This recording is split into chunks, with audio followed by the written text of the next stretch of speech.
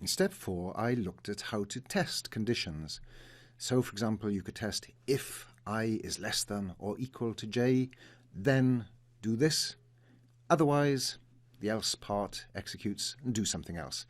And that's all very well if you've got simple conditions, but sometimes you might want to test more than one condition. You might want to say, if this is true and that is true, or you might want to say, if this is true or that is true, then do this, otherwise execute the else part and do something different. So that's where we need to use logical operators. And in JavaScript, you can chain together conditions by using these operators: ampersand, ampersand for the logical and two upright bars for the logical or. So here, let me translate this into English.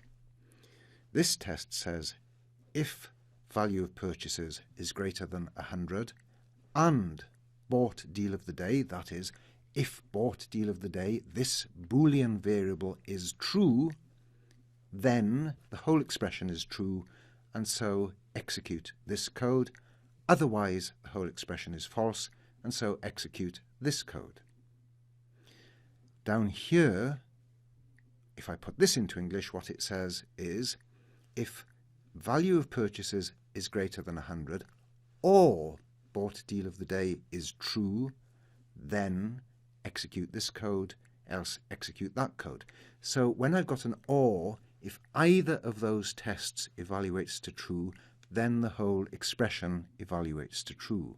With an and, both parts of the expression, both parts of the test must evaluate to true, otherwise the entire expression evaluates to false. So let's see this in action. This is in the logicalops.html sample page. Let me load it up. Click the button.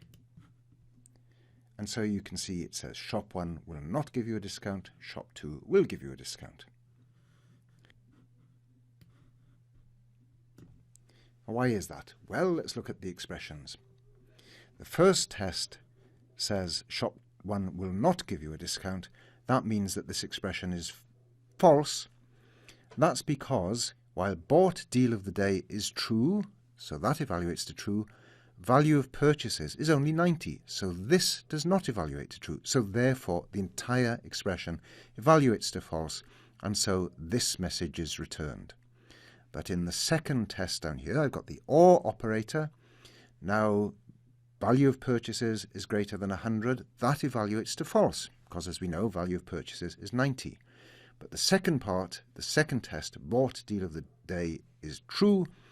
And so, because one part of that test, one part of that entire expression evaluates to true, then the whole expression evaluates to true. So with or, if either this or that evaluates to true, the whole thing is true. With and, both parts must evaluate to true, or the whole expression will be evaluated as false.